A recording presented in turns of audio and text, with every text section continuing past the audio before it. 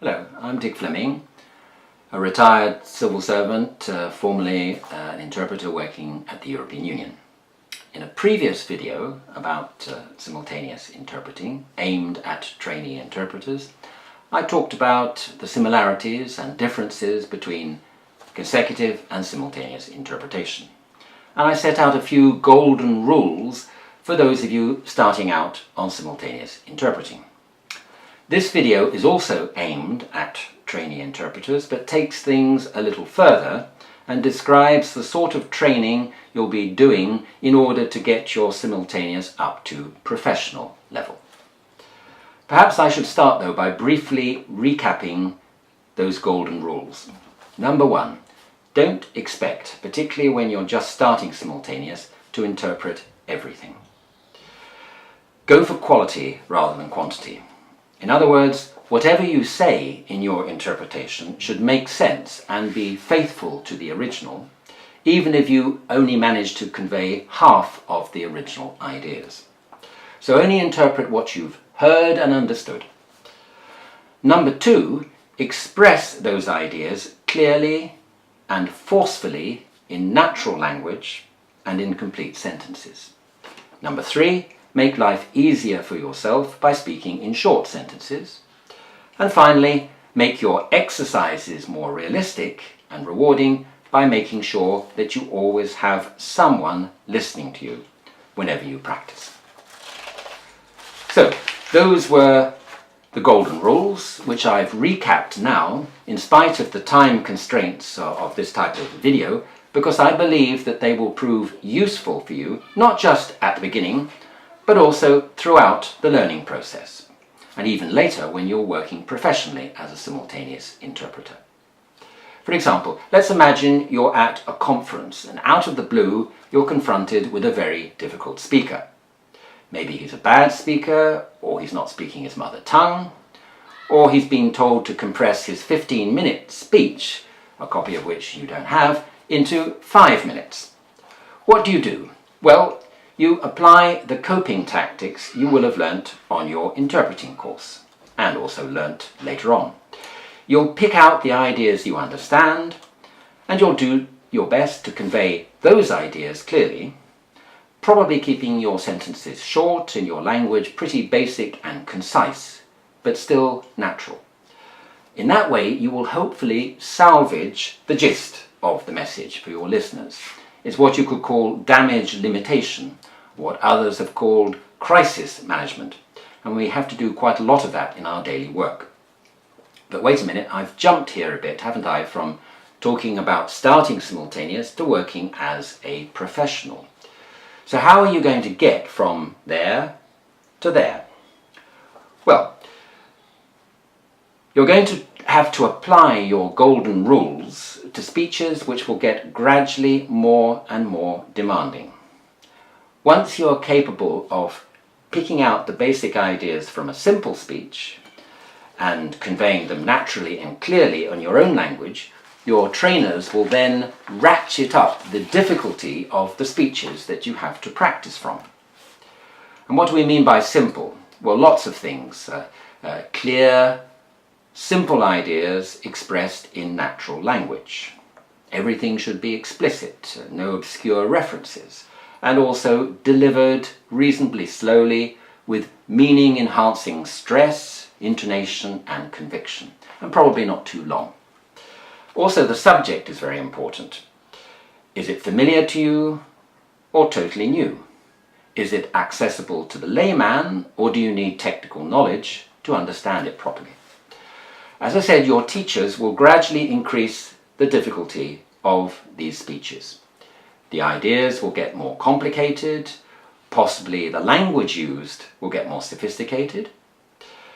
The speeches may be delivered faster, and the subjects may become less familiar to you. Or should I say less familiar initially, because your teachers will be showing you how to familiarize yourself with almost any subject under the sun by reading up about it, in the same way as professional interpreters read up about the subject of the meeting beforehand. All the time they'll be stretching you so that you successfully apply these golden rules to more and more difficult speeches.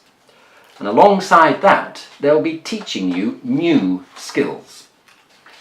So what are these new skills? Well, there's quite a long list, but I'll mention just some of them. First of all, summarizing. Now, you will have done that during consecutive, but it's particularly useful for fast and dense speeches where information is coming at you thick and fast. Then there's simplification. It's similar but not quite the same as summarizing, and it's to be used when you're in danger of getting tied up in a complicated passage and you're in danger of getting behind.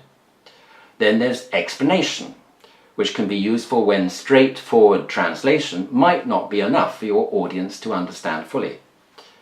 Then we've got generalization, helpful when you can't cope with a stream of examples.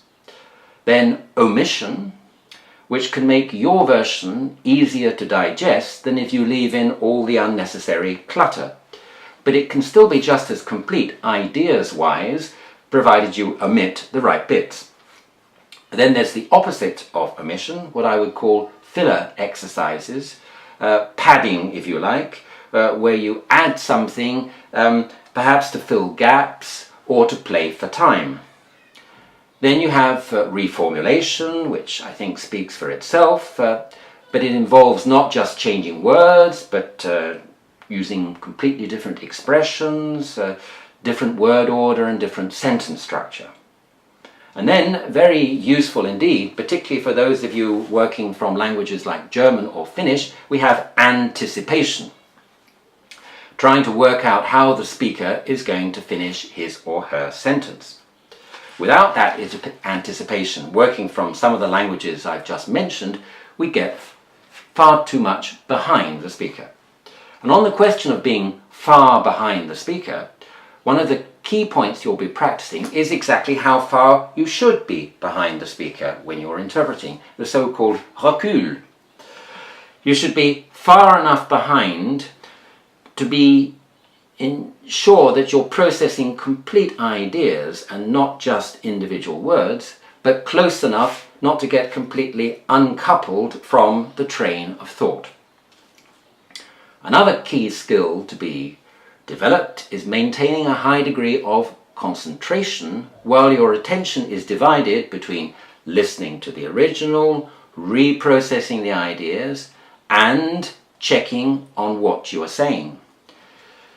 It's what we call split attention. It's a skill you will have developed to a certain extent in consecutive when you were listening to a speech and taking notes at the same time, but it will require an awful lot of practice in simultaneous before it becomes second nature. You'll also need to learn how to switch your attention quickly, either to listening more to the speaker, concentrating more on reprocessing, or concentrating more on checking your output, because you'll need to switch that attention according to the particular problems that arise with a particular speech. The above list could be described as a set of techniques or coping tactics. And as I said before, you'll be asked to apply all of these skills, including the original golden rules, to the speeches that you'll be given on your course.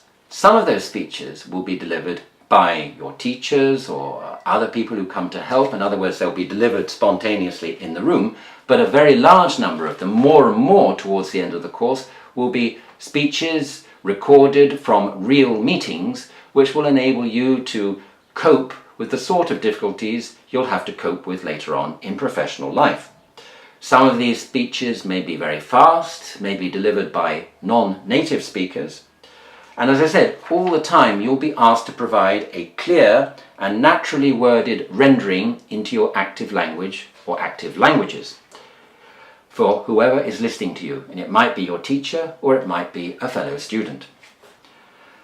We also have to remember that many of you will also be practicing the retour, i.e. practicing working in simultaneous into another active language from your main active language. And practically all of you will also practice working in relay, in other words, taking a feed from another booth and interpreting that again. So, all of these things, and then if you on top of that throw in teamwork in the booth and booth behavior and manners, you can see that there are an awful lot of things to learn, which is why interpreter training courses never seem to be quite long enough. There are all these skills that need to be acquired, and we mustn't forget that it's not just a question of learning about them, it's actually a question of really digesting them, and it's that practice which takes such a long time. I would say that you don't need to worry, just go for it, and I would say the best of luck to all of you who are embarking upon Simultaneous, and above all, however difficult it gets, just remember these golden rules while you're acquiring these new techniques and tactics. And all the best. Thank you.